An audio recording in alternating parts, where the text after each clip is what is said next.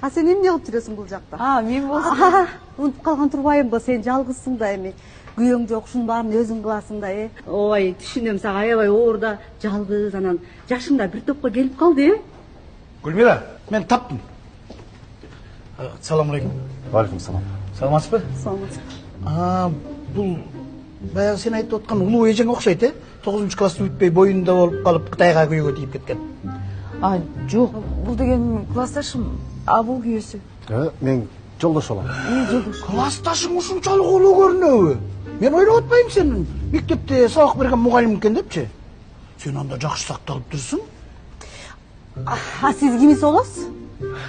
Мен ушул сулуу айымдын жолдошу болом. Баса атым Бакыт. Өмүрбек. Кубанычтамын. Мен бала кезде аялым сулуу болсун деп сөөктү таза мүлдүчүмүн. Мен карасам, походу сиз вегетарианец окшойсуз, Эмне кылып атасың сен? Анда биз шашып аттык элек, кечирип коесуздар. Жүрсүң? Саламатта. Сен бирдеме деп сүйлөп койбойсуңбу? Тилиңди жутуп алдыңбы? Эмне бирдеме деп айтайын десең өзүң тыя бересиң го.